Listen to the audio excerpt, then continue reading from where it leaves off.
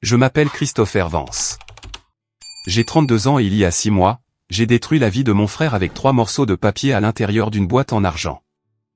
Avant de vous parler du silence qui a envahi 400 personnes lorsque la vérité a éclaté, faites-moi une faveur. Laissez un commentaire ci-dessous pour me dire d'où vous regardez. Je lis chacun d'eux. Pour comprendre pourquoi j'ai fait ce que j'ai fait, vous devez comprendre le jour où tout s'est terminé. C'était un samedi après-midi vif à Boston, le genre de journée qui respire l'opulence. Le ciel était d'un bleu éclatant et vif. Les feuilles des arbres prenaient ce rouge profond et ardent de l'automne en Nouvelle-Angleterre, et l'air sentait l'argent et la vieille terre humide. J'ai arrêté ma voiture devant le service de voiturier du Grand Belmont Hotel. Je n'avais pas conduit la Porsche ce jour-là. J'avais laissé la 911 Targa à la maison dans le garage. Au lieu de cela, j'avais loué une modeste berline noire. Je ne voulais pas qu'il sache. Pas encore. Je suis sorti, lissant l'avant de mon costume anthracite. C'était un bon costume, taillé mais discret. J'ai monté les marches de marbre, mon cœur battant contre mes côtes comme un oiseau en cage. On pourrait penser qu'à 32 ans, un homme aurait surmonté la peur de sa propre famille. On aurait tort. Le trauma avec lequel vous grandissez ne disparaît pas. Il attend juste que vous rentriez chez vous. Le hall du Grand Belmont était le chaos, mais un chaos organisé. Des lustres en cristal de la taille de petites voitures pendaient du plafond. Il y avait des arrangements floraux d'hortensia blanc et de rose qui coûtaient probablement plus que mon premier salaire à New York. Un quatuor à cordes jouait quelque chose de doux et classique près de la fontaine. J'ai pris une profonde inspiration et me suis dirigé vers les tables d'accueil. 2 jeunes femmes en robe noire géraient la liste des invités. Elles avaient l'air stressées mais maintenaient ces sourires polis et figés. « Bonjour » dis-je, essayant de garder ma voix stable. « Je suis là pour le mariage Vance et Sterling. » La femme blonde à gauche leva les yeux. « Bien sûr, monsieur. »« Votre nom, s'il vous plaît. »« Christopher Vance » dis-je. « Je suis le frère du marié. » Elle sourit, son doigt planant sur l'écran de l'iPad. Elle fit défiler. Puis elle fit défiler à nouveau. Le sourire vacilla. Elle regarda sa partenaire. Sa partenaire vérifia le classeur physique. Vance, marmonna la deuxième femme, tournant les pages. Nous avons un Robert et Linda Vance. Nous avons un Benjamin Vance. Nous avons.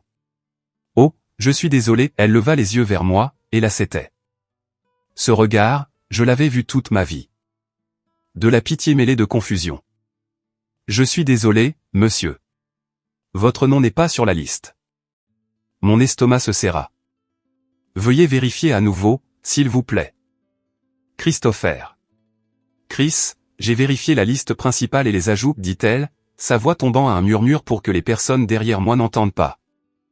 Vous n'êtes pas inscrit comme invité, monsieur Vance. Peut-être y a-t-il eu une erreur. Une erreur, n'est-ce pas? Excusez-moi un instant, dis-je. Je m'éloignai de la file, me dirigeant vers un grand pilier près de l'entrée de la salle de bal. Les portes étaient légèrement ouvertes. Je pouvais voir à l'intérieur. Je vis les tables rondes drapées de soie dorée. Je vis les centres de table et puis je les vis. Mes parents, Robert et Linda Vance.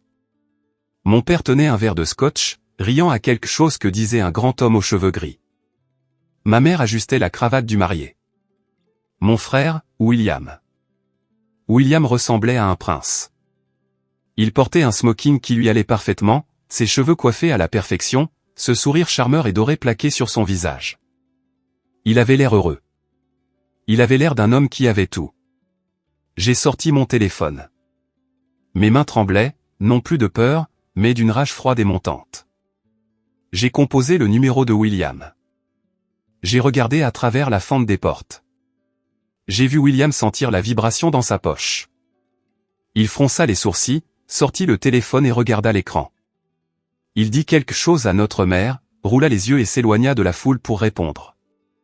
Quoi? La voix de William siffla à mon oreille. Je suis dans le hall, dis-je. Le personnel dit que je ne suis pas sur la liste. Il y eut une pause, un long silence pesant, puis un rire court et sec. Tu es vraiment venu, dit William. Je pensais que maman t'avait dit. Dis quoi? Chris, regarde. William soupira. Le son de quelqu'un forcé de s'occuper d'une tâche fastidieuse. Tu penses vraiment que tu serais invité?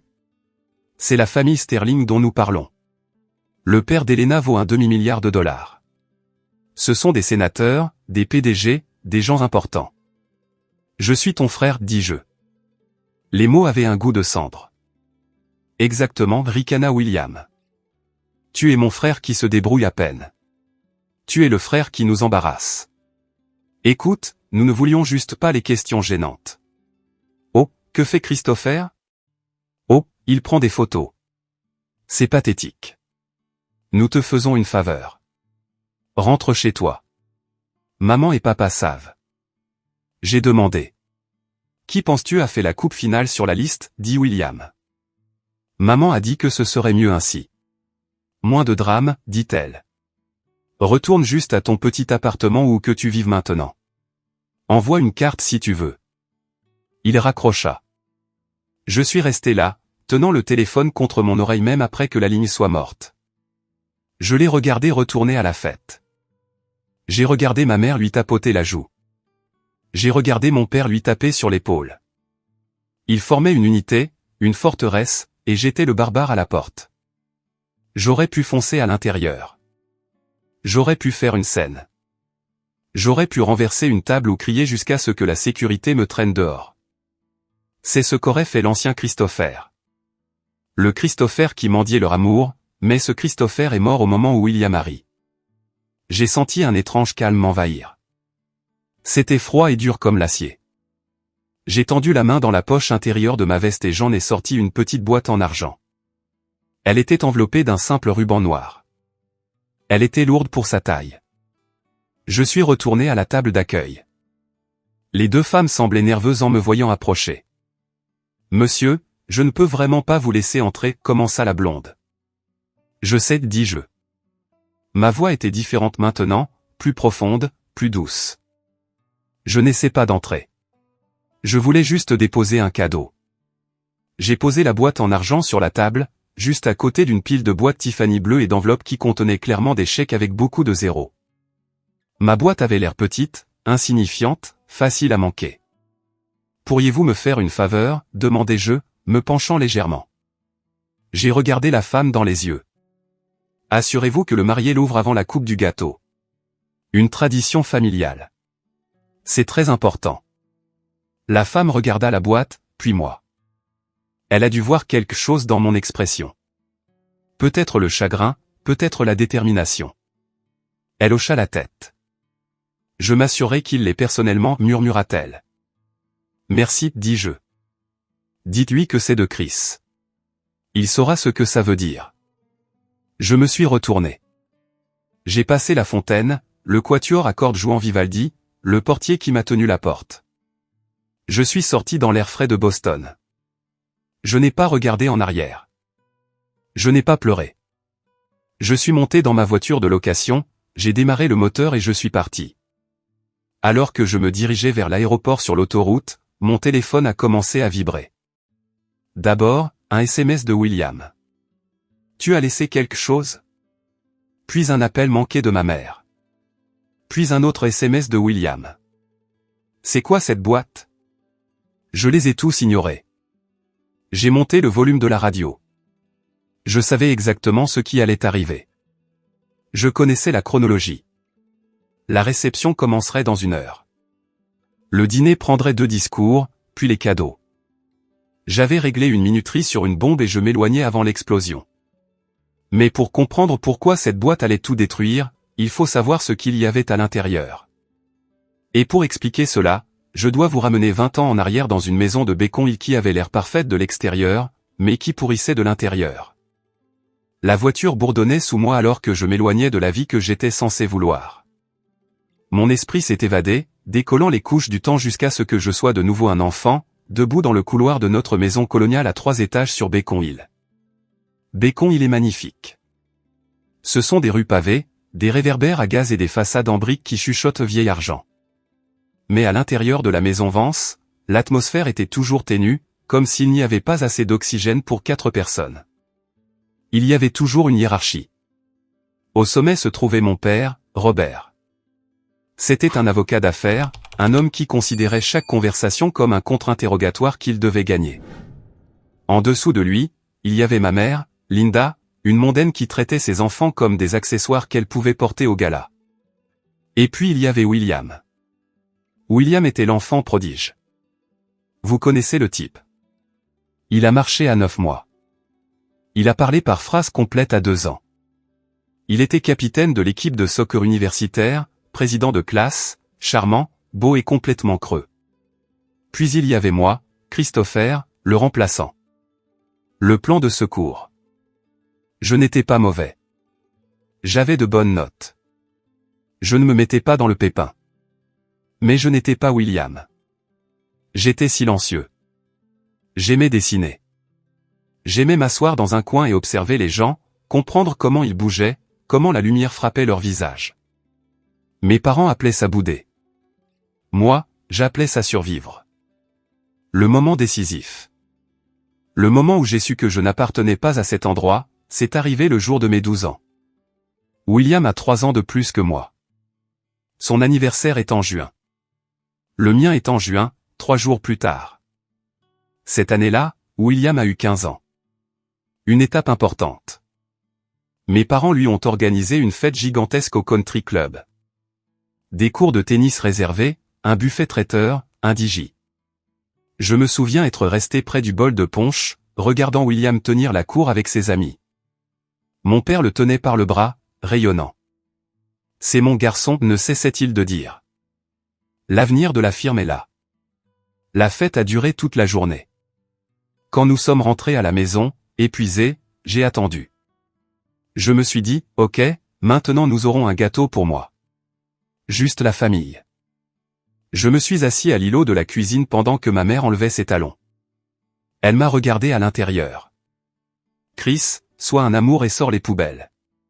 Les traiteurs ont laissé un désordre dans l'allée. Je l'ai regardé.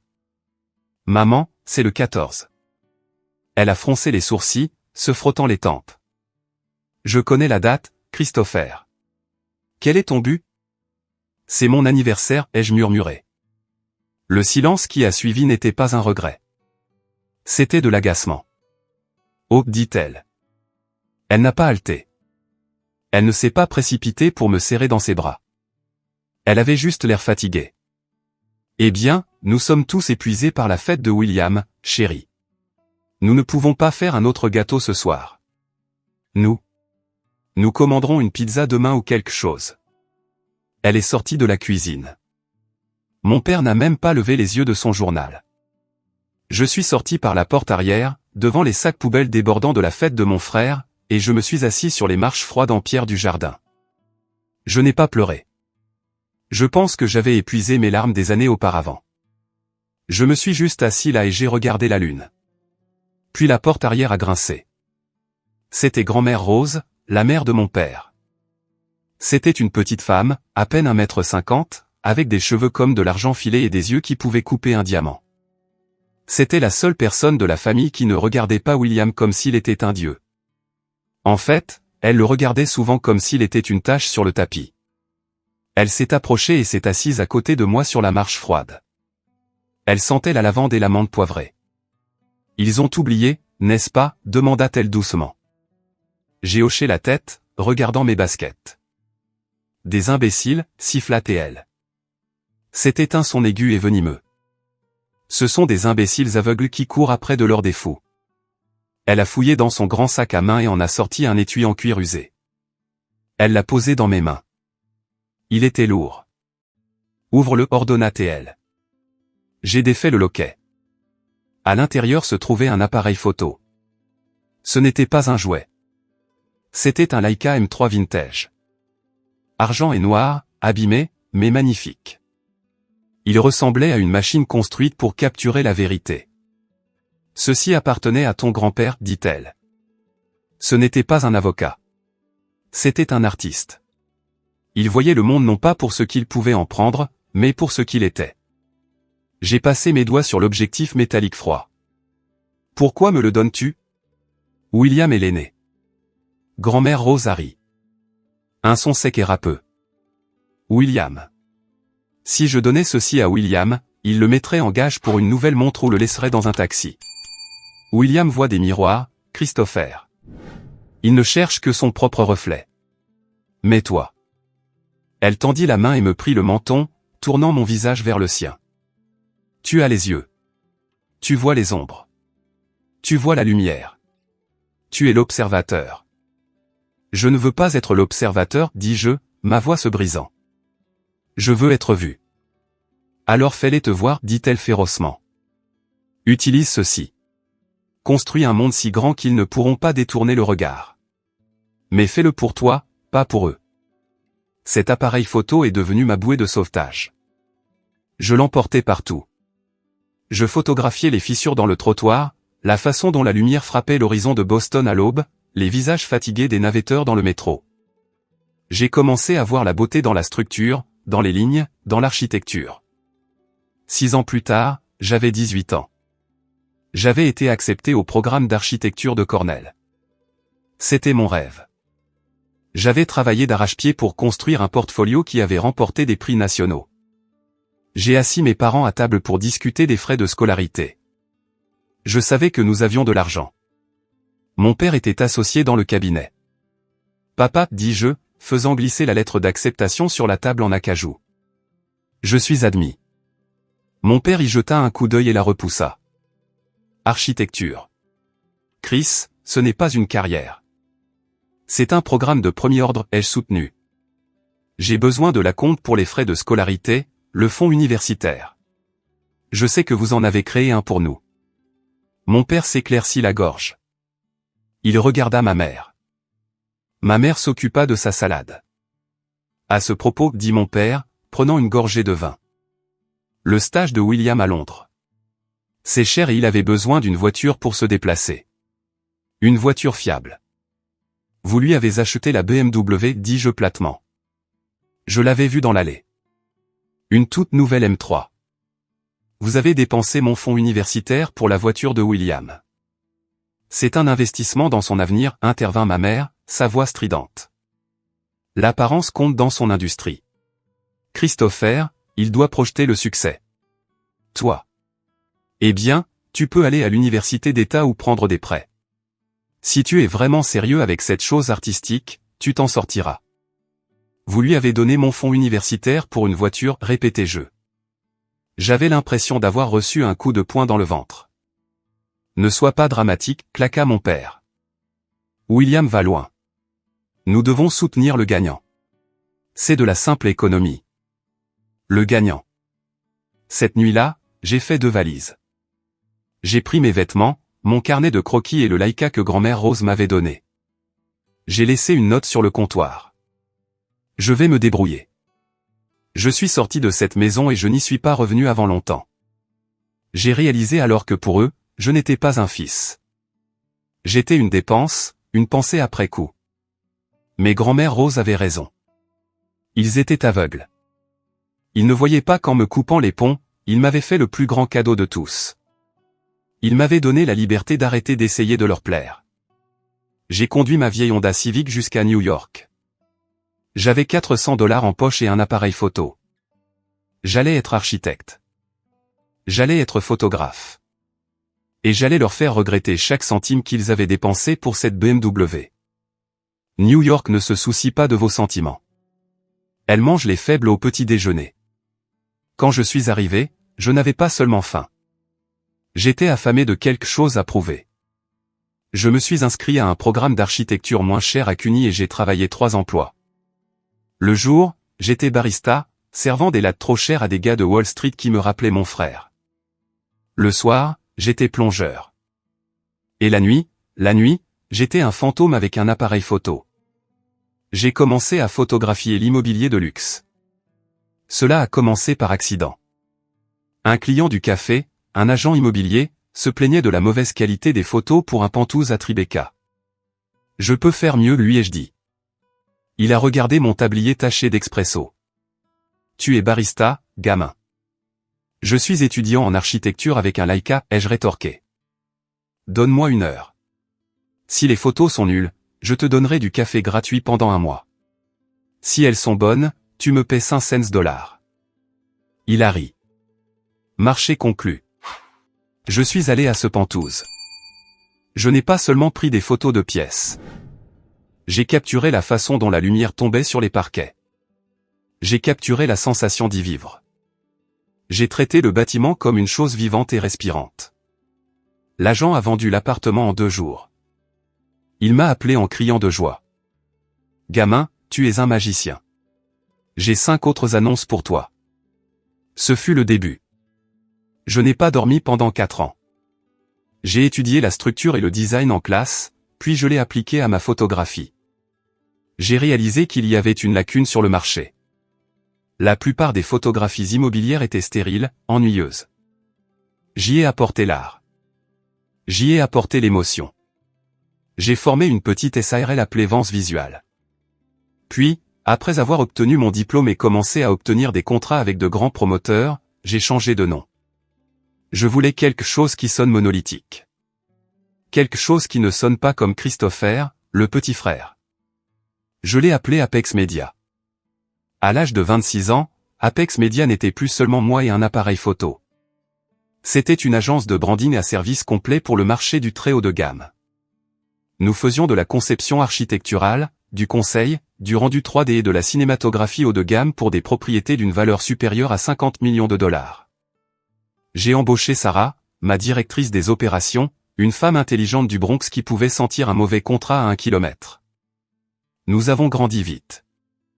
Pendant que je construisais un empire, ma famille pensait que je me noyais. Je gardais ma vie compartimentée.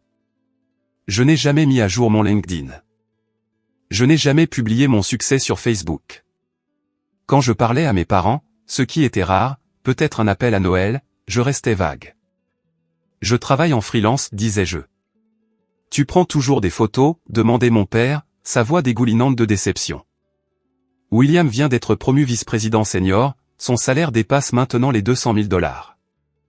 C'est super, papa, disais-je, regardant par la fenêtre du sol au plafond de mon loft à Soho. Peut-être devrais-tu lui demander un prêt, ma mère intervenait. Il est très généreux. Il pourrait t'aider. J'avais envie de crier. J'avais envie de leur dire que ma facture fiscale de l'année dernière était plus élevée que le salaire entier de William. J'avais envie de leur dire que je venais d'acheter une Porsche 911 Targa. Gris vintage, personnalisée, et payée en espèces. Mais je ne l'ai pas fait. Pourquoi? Parce que je les connaissais. S'ils savaient que j'avais de l'argent, la dynamique changerait. Ils ne m'aimeraient pas. Ils aimeraient mon portefeuille. Ils voudraient gérer mes investissements. Ils voudraient que je sauve William de ses dettes. Et William, oh, William avait des dettes. J'ai entendu des rumeurs par la vigne. William était un joueur. Non seulement des casinos, mais aussi de mauvaises actions, des arnaques crypto, une inflation de son train de vie.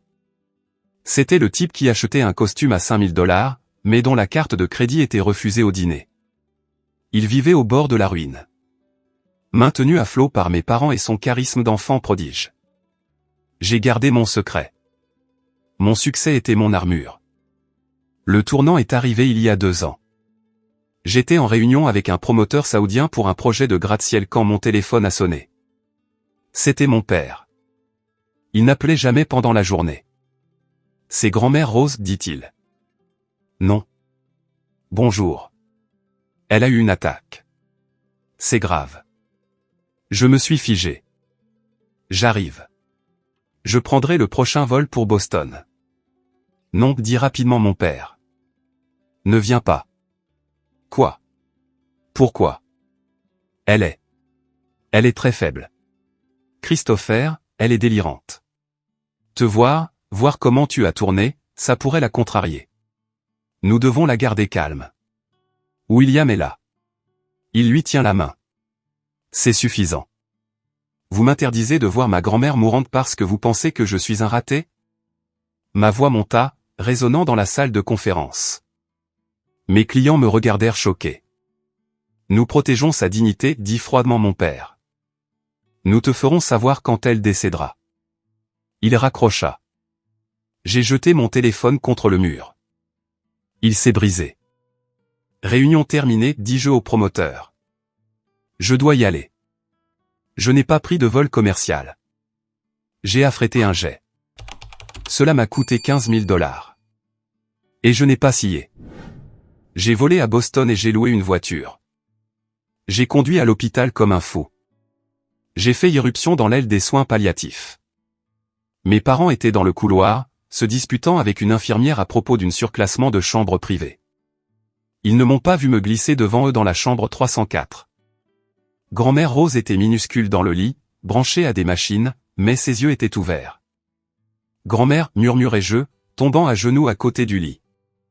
Elle tourna la tête. Ses yeux étaient troubles, mais elle sourit. Elle me reconnut. Christopher, halta-t-elle. Tu es venu. Ils ont essayé de m'arrêter, dis-je, les larmes coulant sur mon visage. Ce sont des idiots, murmura-t-elle. Elle tendit une main frêle et me saisit le poignet. Sa prise était étonnamment forte. Écoute-moi. Le gros des choses est caché. L'avocat, Harrison, trouve-le. Ne les laisse pas prendre les horloges. Ne les laisse pas prendre le temps. Je me fiche des horloges, grand-mère. Je me soucie juste de toi. Chut, gronda-t-elle doucement. Tu es l'architecte. Tu construis, mais tu dois aussi protéger. Promets-moi. Je le promets. Bien. Maintenant, montre-moi. Montre-moi quoi? Tes yeux. Montre-moi ce que tu as vu. J'ai sorti mon téléphone de secours et j'ai ouvert ma galerie. Je lui ai montré des photos des bâtiments que j'avais conçus, la lumière dans les canyons de New York, la beauté que j'avais capturée. Elle les a regardés et un instant, la douleur a quitté son visage. Je le savais, murmura-t-elle. Mon artiste. Elle mourut 1 heure plus tard. Mes parents sont entrés et m'ont trouvé lui tenant la main. Ils étaient furieux. J'avais réussi à entrer en douce, mais ils ne pouvaient pas faire de scène autour d'un corps. William est arrivé 20 minutes en retard, sentant le bourbon. Il a versé quelques fausses larmes pour les infirmières. Je me tenais dans un coin, les regardant jouer leur chagrin. C'est ce jour-là que j'ai décidé d'arrêter de fuir. C'est ce jour-là que j'ai décidé de riposter.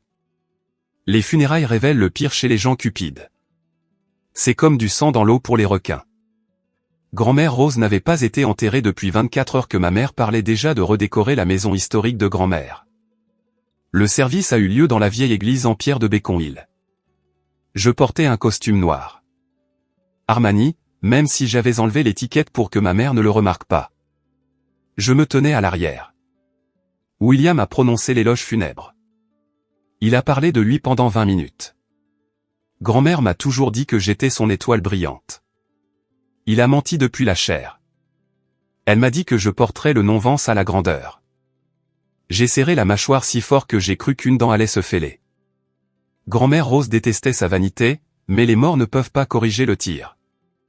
Après l'enterrement, la famille s'est réunie chez mes parents pour la lecture du testament. Monsieur Harrison, l'avocat de grand-mère depuis 40 ans, était assis à la tête de la table à manger. C'était un homme fait de cuir et de parchemin avec des yeux qui avaient vu toutes sortes de querelles familiales imaginables. William était assis juste à côté de lui, penché en avant, bavant presque. Mes parents étaient à ses côtés. J'étais assis à l'extrémité de la table, près de la porte de la cuisine. Rosemary Vance était une femme d'intention précise, commença Monsieur Harrison, ajustant ses lunettes. Elle a mis à jour son testament il y a 6 mois. Ma mère serait dit. Mise à jour. Elle ne nous l'a pas dit. Elle voulait que cela reste privé, dit Harrison. Il ouvrit le dossier. À mon fils, Robert, et à sa femme, Linda. Je laisse la propriété de Beacon Hill, à condition qu'il paie les impôts et l'entretien en cours. Mon père hocha la tête, satisfait. Cette maison valait facilement 3 millions. À mon petit-fils, William. William redressa sa cravate. Il me sourit d'un air suffisant. C'était ça, le gain. Je lui laisse la somme de 25 000 $. Silence. Un silence absolu, suffocant.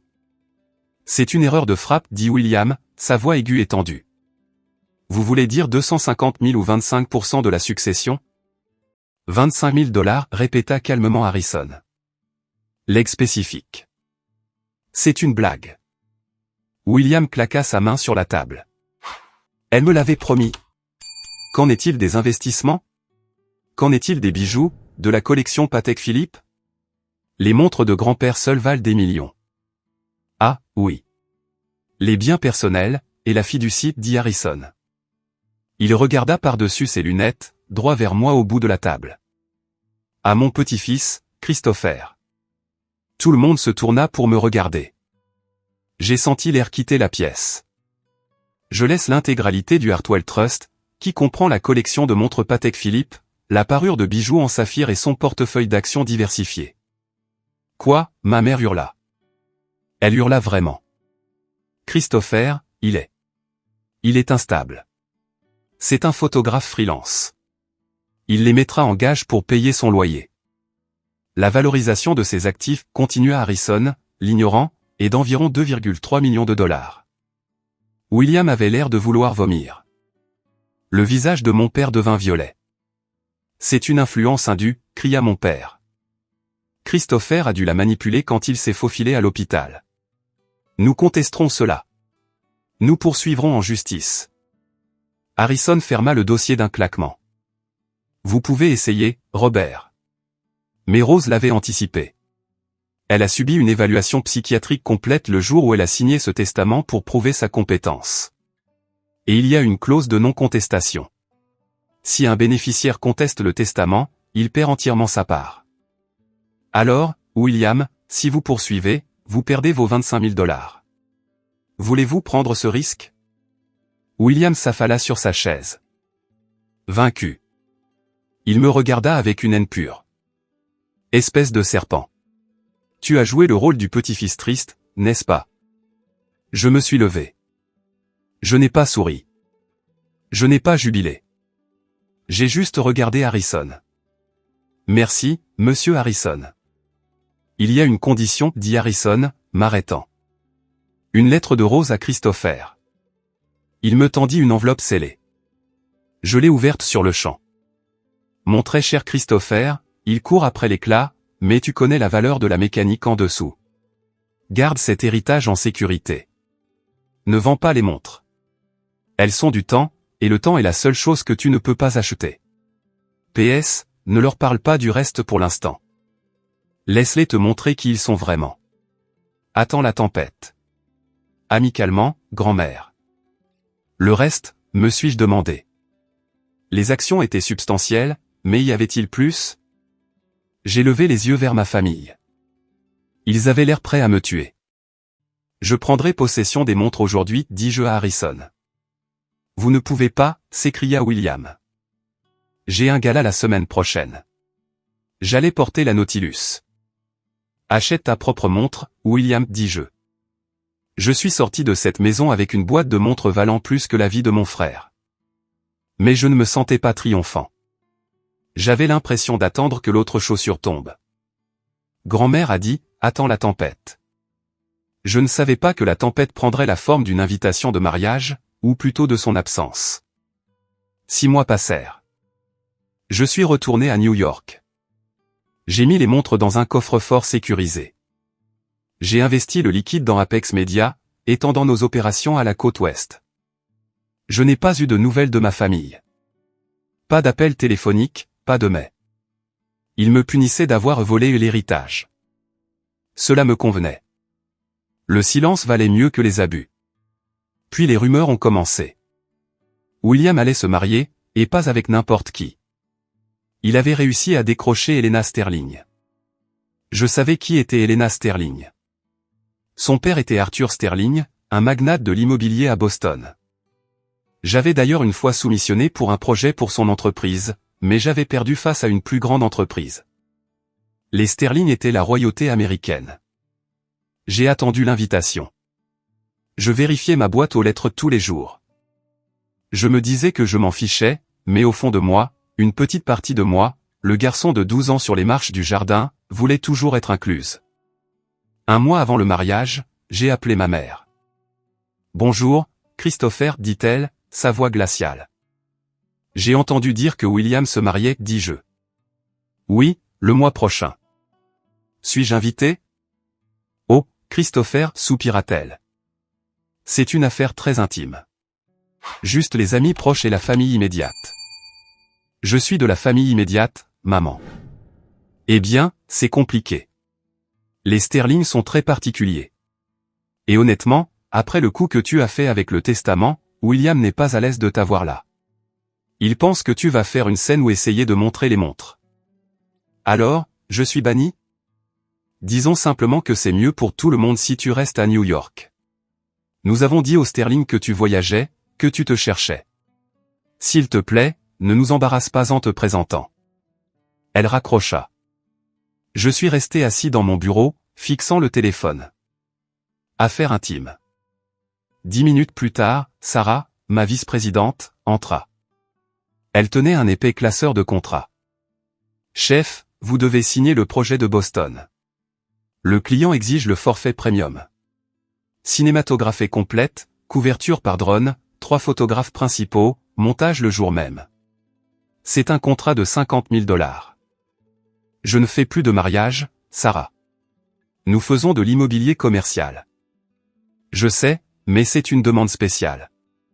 La mariée est une grande fan de votre travail architectural. Elle a dit qu'elle voulait que son mariage ressemble à un chef-d'œuvre de Vance Visual.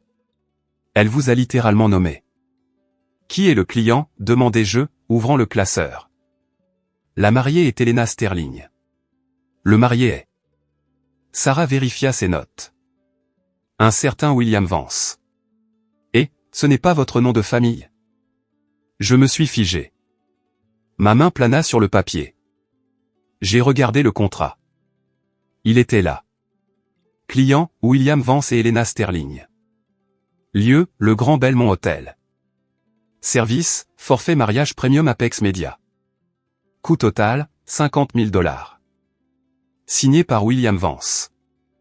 J'ai commencé à rire. Cela a commencé par un petit rire et s'est transformé en un rire bruyant. Sarah me regarda comme si j'avais perdu la tête. Chef, il ne sait pas, dis-je, essuyant une larme. Il n'a aucune idée. Aucune idée de quoi? Que je possède Apex Media. J'avais gardé mon nom hors du site web. Nous opérions sous une société holding. Pour le monde, j'étais le directeur créatif insaisissable. Pour William, j'étais juste son frère raté qui prenait des photos. Il avait embauché mon entreprise. Il me payait 50 000 $ pour photographier le mariage dont j'étais banni. Sarah, dis-je, ma voix devenant sérieuse. Accepte le contrat. D'accord, mais je veux ajouter une clause. Un avenant spécial. Quel genre d'avenant? La clause de présence du directeur. Dis-leur que pour le forfait premium, le PDG d'Apex Media supervise personnellement le montage final et assiste à l'événement pour diriger les prises de vue principales. Tu veux aller à Boston? Demanda Sarah. Je pensais que tu détestais les mariages. Oui, dis-je en refermant le classeur. Mais celui-ci, je ne le raterai pour rien au monde. Les semaines précédant le mariage furent un flou. J'ai examiné les listes de prises de vue. J'ai vu les emails que William a envoyés à mon personnel. C'était un client cauchemardesque. Il exigeait des réductions. Il exigeait que nous retouchions son double menton. Il exigeait que nous le fassions paraître plus grand que la mariée.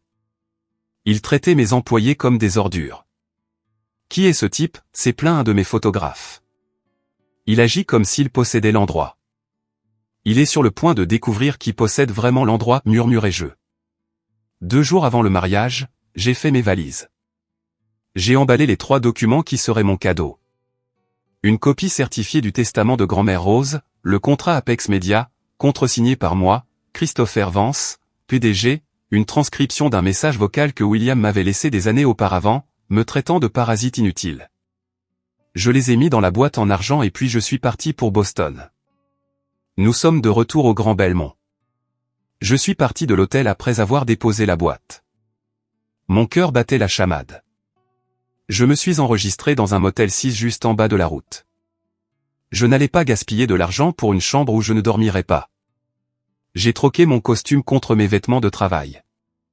Pantalon cargo tactique noir, polo noir avec le logo Apex Media brodé sur la poitrine, et un casque. Je ne revenais pas en tant qu'invité. Je revenais en tant que patron. J'ai attendu que la réception batte son plein. Mon équipe était déjà à l'intérieur. J'avais envoyé un SMS à Sarah, qui agissait en tant que productrice principale sur place. La boîte est-elle sur la table, Sarah? Oui. Juste à côté du gâteau. Il ne l'a pas encore vue. Moi? Bien. J'entre par l'entrée de service. J'ai garé la voiture de location à l'arrière. J'ai dépassé le personnel de cuisine qui fumait des cigarettes. J'ai montré mon badge Apex Media à la sécurité. Je suis avec l'équipe de tournage, dis-je. Ils m'ont laissé passer. Je me suis glissé dans la salle de bal. Il faisait sombre, éclairé par des lumières d'ambiance violette et dorée. La musique était forte. Une chanson pop générique qui faisait danser les demoiselles d'honneur. J'ai repéré mon équipe près de la scène. Sarah m'a vu et a hoché la tête.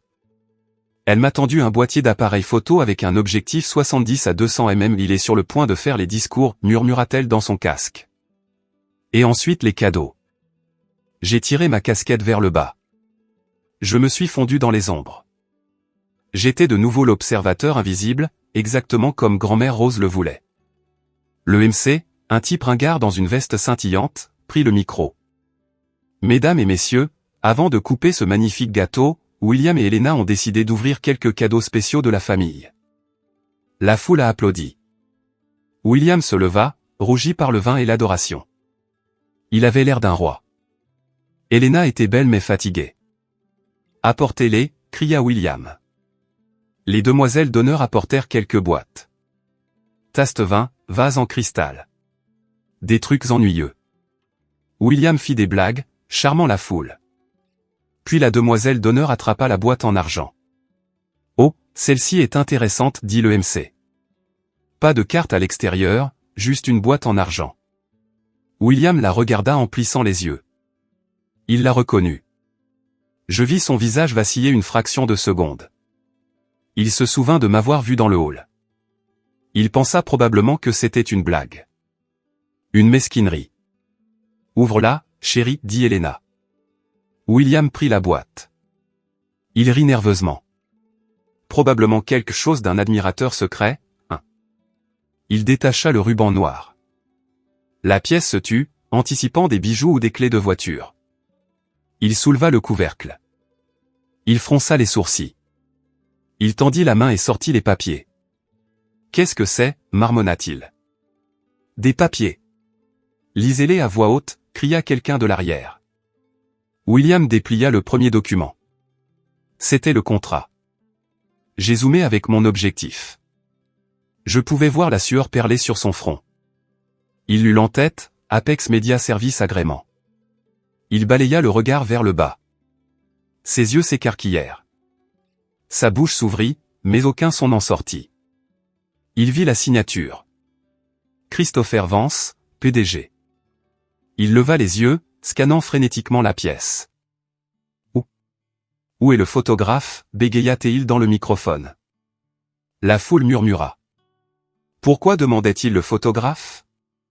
Il laissa tomber le contrat et ramassa le deuxième papier. Le testament. Ceci. C'est un faux, murmura-t-il. Mais le microphone l'intercepta. C'est un faux. Qu'est-ce que c'est, Will? Demanda Elena, se penchant. Elle attrapa le papier. Ses yeux le parcoururent. La collection Patek Philippe luait à haute voix. Bénéficiaire unique, Christopher Vance. La pièce halta. Une inspiration collective de 400 personnes. Les sterling chuchotèrent. Mes parents, assis à la table d'honneur, devinrent pâles. Il l'a volé, cria William, sa voix se brisant. Mon frère a volé mon héritage. Et maintenant il ruine mon mariage avec ses mensonges. Il perdait les pédales. Le masque de l'enfant prodige glissait. Et il n'est même pas là, cria William, jouant la victime. Il était trop lâche pour se montrer, alors il a envoyé ses ordures. C'était mon signal. J'ai tapé sur mon casque. Sarah, coupe la musique. Éteins les lumières de la salle. Mets un projecteur sur le pilier sud. Copier, chef, dit Sarah. La musique s'arrêta instantanément. La pièce fut plongée dans l'obscurité. Les invités poussèrent des cris perçants. Puis un seul projecteur lumineux s'alluma. Non pas sur la scène, mais sur moi. Je me tenais là, tenant mon appareil photo, vêtu de noir. J'ai lentement enlevé ma casquette. J'ai levé les yeux vers la scène. Je suis juste ici, William, dis-je. Ma voix n'était pas amplifiée, mais dans le silence de mort de la salle de bal, elle portait. William avait l'air d'avoir vu un fantôme. Chris. J'avançais, le projecteur me suivant. Je marchais jusqu'au bord de la scène. Je n'avais pas l'air en colère. J'avais l'air professionnel. Je crois que vous avez quelque chose à dire à votre photographe de mariage, dis-je calmement. Puisque vous m'avez embauché, vous possédez Apex, bégaya William. Mais vous êtes fauché. Vous êtes barista. Je possède l'entreprise à laquelle vous venez de payer 50 000 $, dis-je. Et je possède les montres que vous avez dit à votre nouveau beau-père être les vôtres. J'ai regardé Arthur Sterling. Il était debout, le visage rouge de fureur. Il regarda de moi à William. William, retentit la voix tonitruante de Monsieur Sterling. M'avez-vous dit que la collection Patek Philippe était vos biens? L'avez-vous utilisée comme garantie pour la compte de la maison? William se recroquevilla. C'était censé être à moi. Grand-mère l'a promis. Mais elle l'a laissé à Chris, dis-je, désignant le testament dans la main d'Helena. Parce qu'elle savait que vous le vendriez pour payer vos dettes de jeu. Dettes de jeu? Helena laissa tomber le papier. Elle recula de lui. William, tu as dit que tu les avais remboursés. Je l'ai fait. Enfin, j'allais le faire avec l'argent des montres. William était en train de s'effondrer. Il confessait des crimes dont il n'avait même pas encore été accusé. Ma mère se leva. Christopher, arrête ça. Tu es en train de tout ruiner. Je me suis tourné vers elle. J'ai levé mon appareil photo et j'ai pris une photo. Clic. Le flash l'a aveuglé une seconde. Je fais juste mon travail, maman, dis-je. Capturer l'instant. N'est-ce pas ce que tu voulais? Un mariage parfait. Sécurité, cria William. Faites-le sortir d'ici. 2 agents de sécurité s'avancèrent. Touche-moi, dis-je, brandissant une copie du contrat. Et je te poursuis pour rupture de contrat et agression. Je suis le prestataire. J'ai le droit légal d'être ici. Les gardes hésitèrent. Ils regardèrent Monsieur Sterling. Monsieur Sterling leva la main. Laissez-le parler. Il regarda William avec dégoût. Vous m'avez menti. Vous avez menti à ma fille. Vous avez menti sur vos actifs. C'est juste un malentendu, plaida William. Chris est jaloux. Il a toujours été le frère raté. Le frère raté, répétai-je. Je fis un signe à Sarah. Sur les écrans de projection géants derrière la scène, ceux destinés à montrer un diaporama du couple heureux, une nouvelle image apparut. C'était un relevé bancaire, un bilan d'entreprise pour Apex Media, montrant les revenus trimestriels. Les chiffres étaient en millions. C'est l'entreprise que j'ai bâtie, dis-je. Sans fonds universitaires, sans BMW, sans votre aide. Je regardais William. Il était petit. Si petit. Je ne suis pas venu ici pour ruiner ton mariage, William. Tu l'as fait toi-même en bâtissant ta vie sur des mensonges. Je suis juste venu te faire un cadeau. J'ai désigné la boîte en argent. La vérité. La pièce était silencieuse. On aurait entendu une mouche voler. Et puis Helena Sterling, la mariée, fit quelque chose d'inattendu. Elle retira son énorme bague de fiançailles en diamant. Elle la regarda une seconde, puis regarda William. La bague est-elle payée, demanda-t-elle doucement. William ne répondit pas. Il ne le put pas. Elle laissa tomber la bague dans la boîte en argent. Cling. Je crois que le mariage est terminé, dit-elle. Voici la suite de l'histoire, reprenant immédiatement là où la 6e partie s'est arrêtée. Je crois que le mariage est terminé. Lorsqu'Helena Sterling prononça ces mots, laissant tomber sa bague en diamant dans ma boîte en argent, le son fut petit, un cliquetis métallique aigu, mais il frappa la pièce comme un coup de feu. Un instant, personne ne bougea. C'était un tableau de destruction totale. William se tenait au centre de la scène, la bouche s'ouvrant et se refermant comme un poisson hors de l'eau, son visage perdant l'arrogance rubiconde qu'il avait affichée quelques minutes auparavant. Mes parents, Robert et Linda, étaient figés à la table d'honneur, leur flûte de champagne encore à moitié pleine, leur réputation méticuleusement élaborée se dissolvant en temps réel sous la lumière crue du projecteur que j'avais commandé. Puis le chaos éclata. Cela commença par un murmure. Un grondement sourd de 400 personnes réalisant qu'elles assistaient à l'implosion de l'événement mondain de la saison. Puis vinrent les flashs, non pas des appareils photo professionnels, mais des iPhones. Partout où je regardais, des écrans s'allumaient. Les invités, sénateurs, associés de cabinets d'avocats, débutants enregistraient. Monsieur Sterling n'attendit pas les agents de sécurité.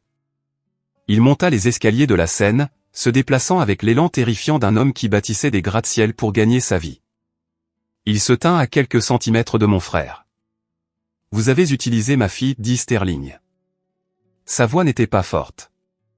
C'était un grondement bas et dangereux que le microphone capta parfaitement.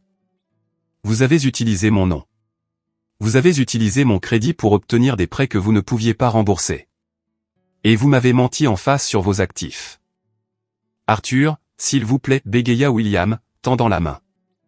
C'est un malentendu. Les montres, elles étaient censées être à moi. Christopher les a volées. Il a trompé grand-mère. Il est mentalement instable. Arrête de parler, claqua Sterling. Il se tourna vers moi. Pour la première fois de ma vie, Arthur Sterling, le titan de l'immobilier de Boston, me regarda. Il ne vit pas le frère raté que mes parents avaient décrit. Il vit l'homme debout sous le projecteur, calme, vêtu de noir tactique, tenant l'épreuve. « Monsieur Vance, me dit Sterling. Ce contrat est-il légitime? Possédez-vous Apex Media? » Je n'eus pas besoin de répondre.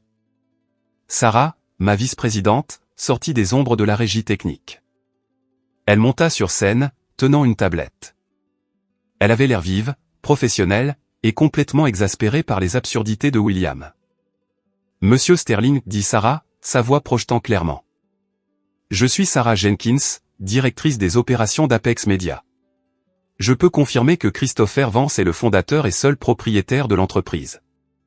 Je peux également confirmer que nous avons été soumis à 3 mois d'abus verbaux, de non-paiement des heures supplémentaires et de demandes déraisonnables de la part du marié qui a invoqué votre nom pour menacer notre personnel. » Elle tapota sa tablette, et l'écran de projection derrière nous changea.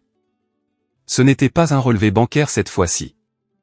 C'était une chaîne de mails de William Vance à Sarah Jenkins. Objet, facture en retard. Savez-vous qui est mon beau-père? Si vous me dérangez à nouveau à propos de ce supplément de $5000, je demanderai à Arthur Sterling d'enterrer votre petite boutique de photographie. Mon frère est aussi un photographe raté. Je sais à quel point vous êtes désespéré. Faites juste votre travail. La foule haleta. Je vis une femme au premier rang se couvrir la bouche. Sterling lut l'email sur l'écran géant. Son visage prit une teinte de rouge que je n'avais jamais vue auparavant. Il se tourna vers William. « Vous avez menacé un fournisseur en utilisant mon nom, » murmura Sterling, tout en étant secrètement fauché. « J'étais stressé, » cria William. Il regarda nos parents. « Maman, papa, faites quelque chose. » Mon père, Robert, se leva finalement. Il ajusta sa veste de costume, essayant de retrouver l'autorité qu'il utilisait dans les tribunaux. Il s'approcha de la scène, essayant de paraître digne, mais il avait juste l'air vieux. « Maintenant, Arthur, dit mon père, adoptant sa meilleure voix d'avocat. Ne nous précipitons pas. Il s'agit clairement d'un conflit familial qui a dégénéré. Christopher a toujours été difficile. Il a clairement mis en scène cela pour humilier son frère par jalousie. Nous pouvons régler cela discrètement en privé. » Jalousie. La voix venait du côté de la pièce. C'était Caroline. Caroline Ashford était la meilleure amie de grand-mère Rose. Elle avait 80 ans, frêle comme un oiseau, mais elle était la matriarche de la société de Boston. Elle avait organisé ce mariage. Elle connaissait tout le monde, et elle était restée assise tranquillement à la table 4, observant. Elle se leva maintenant, appuyée sur sa canne. La pièce devint silencieuse par respect. « Robert, dit Caroline, sa voix tremblante de colère. Comment osez-vous? Caroline. S'il vous plaît, plaida ma mère. Ne. J'étais là, annonça Caroline à la pièce. J'étais là quand Rose a signé ce testament. J'étais là quand elle a pleuré parce que son fils, vous, Robert, avait cessé d'amener Christopher en visite. Elle m'a dit explicitement, William aime l'or, mais Christopher aime l'artisanat. Elle a laissé ses montres à la seule personne qui ne les mettrait pas en gage pour une voiture de sport. Caroline se tourna vers les invités. Et je peux me porter garante pour Christopher. Ma petite fille travaille dans le marketing à New York. Elle m'a dit, Apex Media est la référence absolue. Ils ont fait la couverture de Vogue le mois dernier. Christopher n'a pas mis en scène cela par jalousie. Il l'a mis en scène pour la justice. Ce fut le coup de grâce. La parole de Caroline Ashford faisait loi dans cette ville. Ma mère s'enfonça dans sa chaise, se cachant le visage dans les mains. Mon père resta figé, sa défense légale s'effondrant avant même qu'il ne puisse déposer une motion. William regarda autour de lui. Il vit les caméras. Il vit Elena debout avec son père, le dos tourné vers lui. Il vit les invités chuchoter, pointer du doigt, rire. Il me regarda. Pourquoi, murmura-t-il. Des larmes coulaient enfin sur son visage, gâchant son maquillage. Pourquoi m'as-tu fait ça? J'ai baissé mon appareil photo. Je me suis rapproché de lui pour que seul il puisse m'entendre. Je ne t'ai pas fait ça, Will, dis-je doucement. Tu l'as fait. Tu m'as embauché. Tu m'as invité. Tu as signé le contrat. Tu as dit les mensonges. J'ai juste allumé les lumières. Je me suis tourné vers Sarah. Fais tes cartons. On a fini ici. Et le remboursement, demanda Sarah à voix haute, juste pour enfoncer le clou. Le contrat stipule aucun remboursement en cas d'annulation due à une mauvaise conduite du client. Gardez-le, dis-je. Considérez ça comme un bonus pour l'équipe qui l'a supporté. Je suis descendu de la scène. Alors que je descendais l'allée, la mère d'invité s'est écartée devant moi. Personne ne me regardait plus avec pitié. Il me regardait avec admiration. J'ai entendu des chuchotements, c'est le propriétaire. Et où tu as vu ses yeux? Et il vaut des millions. Je m'en fichais. Rien de tout cela n'avait d'importance. La seule chose qui comptait était le poids qui se soulevait de ma poitrine. J'ai atteint la sortie. J'ai vu Elena près de la porte, le bras de son père autour d'elle. Elle pleurait, mais elle a levé les yeux quand je suis passé. Christopher, dit-elle. Je me suis arrêté. Je suis désolé, Elena. Tu ne méritais pas d'être un dommage collatéral. Elle essuya ses yeux. Elle regarda la boîte en argent qu'elle tenait encore, celle qui contenait la vérité. Tu m'as sauvé, murmura-t-elle. Si je l'avais épousé, si j'avais signé le contrat de mariage basé sur ces mensonges, il m'aurait ruiné. Tu n'as pas ruiné mon mariage. Tu m'as sauvé la vie. Elle tendit la main et me serra la main. Merci. J'ai hoché la tête. J'ai poussé les doubles portes de la salle de bal. Dehors, l'air était frais et doux. Le voiturier attendait. Je ne suis pas allé à ma voiture de location. J'avais appelé un service pendant que j'étais en coulisses. Une élégante voiture noire était en marche arrière. Je suis monté. Où allons-nous, monsieur Vance? Demanda le chauffeur. L'aéroport, dis-je. Ramenez-moi chez moi. Derrière moi. À l'intérieur du Grand Belmont Hotel. J'entendais les cris commencer. Les avocats de la famille Sterling étaient probablement déjà en train de rédiger l'annulation des fiançailles. Les invités réclamaient leurs cadeaux. Mes parents essayaient probablement de savoir qui blâmer. Mais j'étais parti. J'étais enfin vraiment parti. Les retombées furent nucléaires. J'ai pris l'avion pour New York cette nuit-là, mais l'histoire a voyagé plus vite qu'un jet. Au moment où j'ai atterri, la vidéo de la révélation du mariage était en vogue sur TikTok. Quelqu'un l'avait sous-titré, « Une riche mariée découvre que son fiancé est un menteur fauché et que son frère raté possède l'entreprise ». Elle avait 3 millions de vues en 6 heures. Internet a fait ce qu'Internet fait de mieux. Ils ont trouvé William. Ils ont trouvé son LinkedIn. Ils ont trouvé le titre de vice-président dans un cabinet financier boutique qui s'est avéré être un poste fictif arrangé par les relations de mon père. En 48 heures, William a été viré. Son cabinet a publié une déclaration se dissociant de ses fausses déclarations financières personnelles. Les Sterling ont été impitoyables. Monsieur Sterling a poursuivi William pour fraude, cherchant à récupérer les coûts du mariage et de la bague de fiançailles, qui s'est avérée avoir été mise par William sur une carte de crédit qu'il avait ouverte au nom d'Elena. Et mes parents, ils ont sombré dans l'obscurité. Ils ont débranché leur ligne fixe. Ils ont supprimé leur compte Facebook. Ils se sont cachés dans cette grande maison de Beacon Hill, qui semblait soudainement très petite. Je n'ai pas célébré. Je n'ai pas fait sauter le champagne. Je suis retourné au travail. Je me suis assis dans mon bureau au siège d'Apex Media à Hudson Yard. Mon bureau est un cube de verre surplombant l'Hudson River. C'est calme. C'est propre. C'est réel. 2 semaines après le mariage, ma réceptionniste m'a appelé. Monsieur Vance, dit-elle, sa voix hésitante. Il y a 2 personnes ici pour vous voir, Robert et Linda Vance. Ils disent qu'ils sont vos parents. Ils n'ont pas de rendez-vous. J'ai fait pivoter ma chaise pour regarder la rivière. J'ai observé un ferry fendre l'eau grise. J'aurais pu les renvoyer. J'aurais pu demander à la sécurité de les escorter dehors, mais je savais que ce moment allait arriver. Le dernier acte. Faites-les entrer, dis-je. Les portes s'ouvrirent.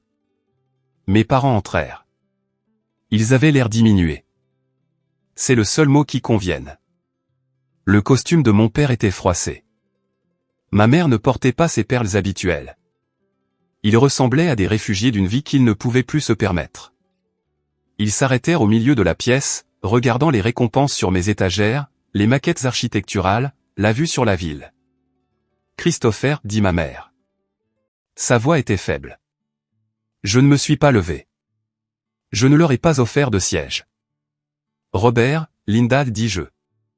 Mon père a tressailli à l'utilisation de son prénom. Nous sommes tes parents, mon fils. Biologiquement. Oui, dis-je. Que voulez-vous? Mon père s'éclaircit la gorge. Nous sommes venus parler de la situation avec William. De quoi à son sujet? Il est en mauvaise posture, Chris, dit ma mère, les larmes aux yeux. Il a perdu son emploi. Les Sterling le poursuivent pour un demi-million de dollars. Il parle de faillite. Il pourrait perdre son appartement. Cela semble être un problème pour l'enfant prodige à résoudre, dis-je. C'est ton frère, claqua mon père, un éclair de son ancienne colère revenant. Tu l'as détruit. Tu l'as humilié devant toute la ville. Tu as ruiné notre réputation. J'ai dit la vérité, dis-je calmement. Si la vérité l'a détruit, c'est de sa faute.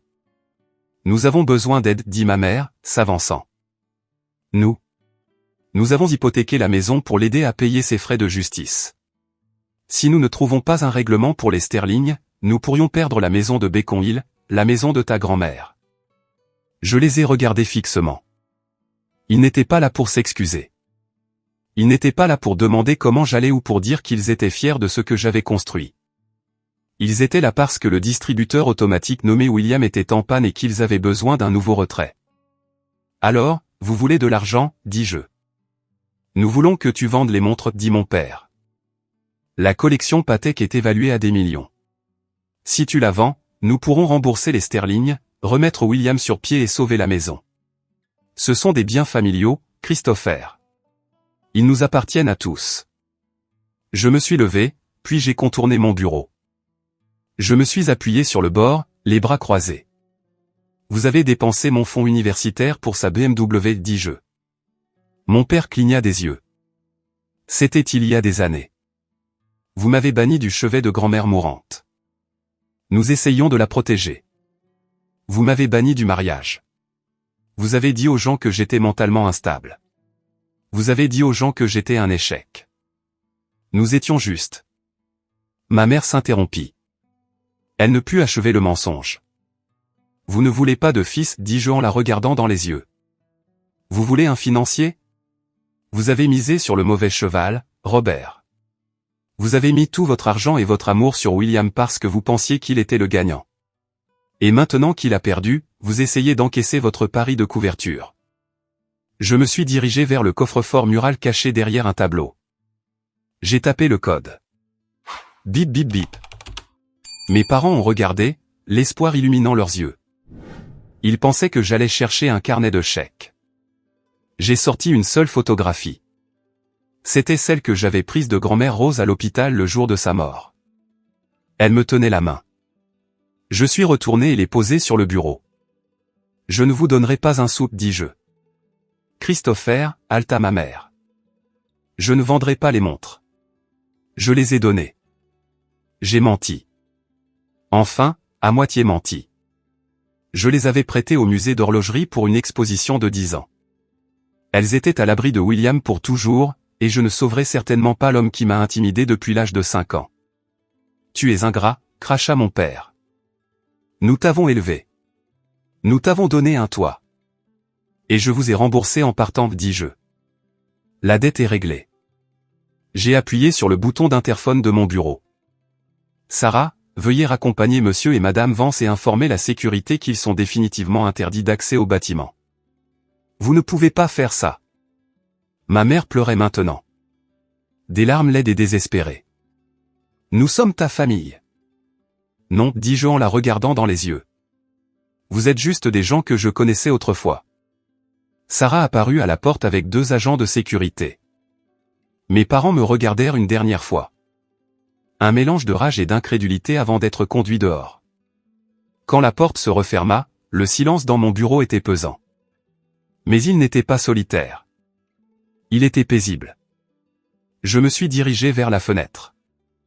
J'ai regardé la rue en contrebas. J'ai vu mes parents sortir du bâtiment.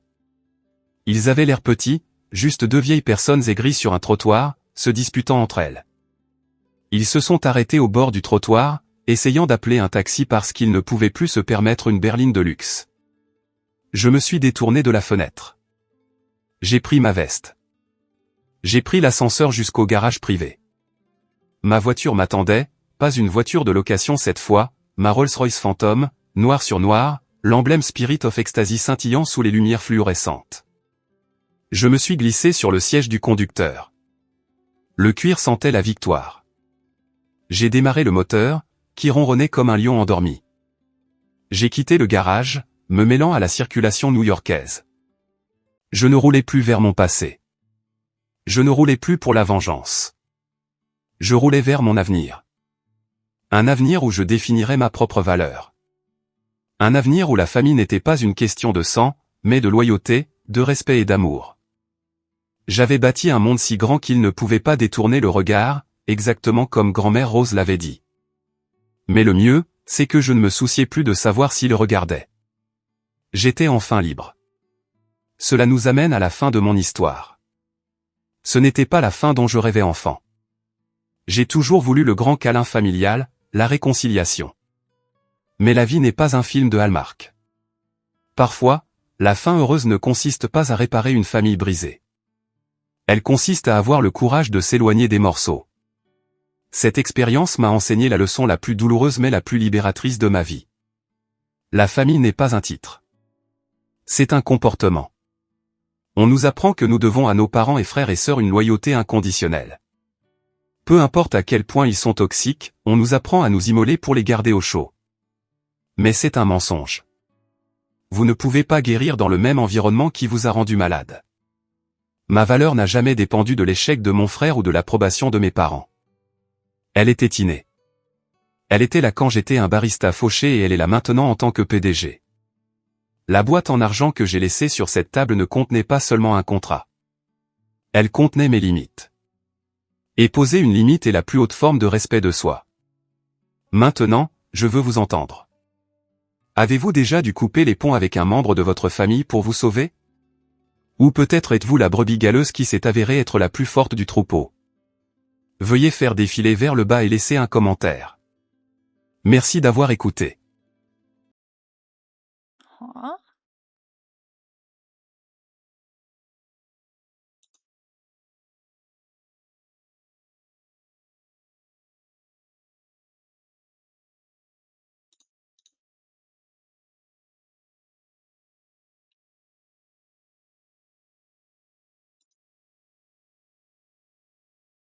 Oh my god. Taz and Chuchi just sent us something. Holy moly.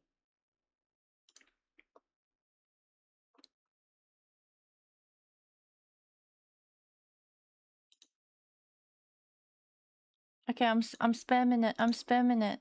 Surely it comes up. Oh my god. Thank you so much. You're feeding my addiction. Thank you, thank you, thank you.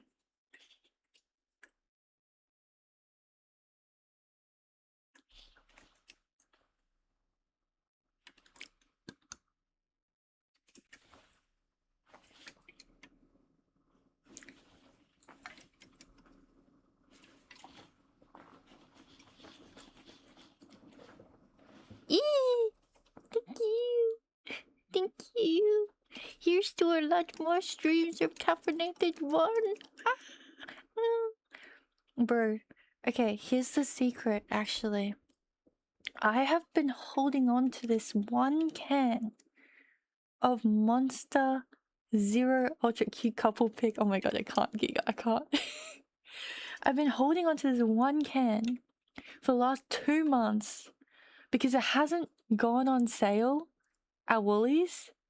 Because, like, when it goes on sale, it's $8 for a 4-pack, which means it's $2 each, right? But, like, so far at Coles and Woolies, it's been having this stupid 40% off. It's not half price. So it's like $9 something for 2 cans or something like that. Oh my god! Oh my! Tash and Sushi, thank you so much for the 111.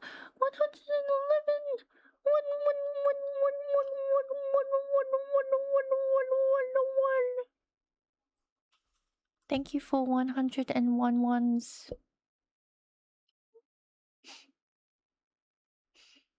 I'm getting emotional. Bro! Why did you do that?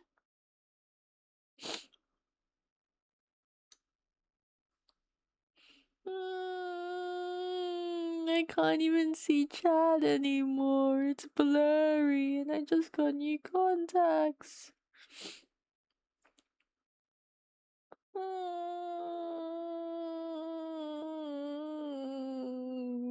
Thank you, Taz and Chuchi. Bro, I can't believe this guy gets me 64 monsters. Which if I ration it out, I'll drink like one quarter a day. So 64 times 4. Fuck, I can't do maths. 64 times 4 is the same as 32 times 16. Wait, that doesn't make it better. 64 times 4 is the same as 128 times 2, which is 256 days of Monster. Whoa. Thank you. I really appreciate it. Oh my god. Thank you so much, demons. Hello, welcome in, raiders. Welcome. Excuse my crying. I'm not a wuss, I swear. Welcome in. Were you guys playing World of Warcraft? How's your stream? How did you go? Oh my god, look, Kato is going crazy right now for you guys. Raiders, you're absolutely going nuts right now. How are you, everybody? How are you? How are you, demons? Hello. But yes, thank you so much, Taz and Chuchi, and thank you for the raid, demons. Oh my god, 10 gifts. I can't.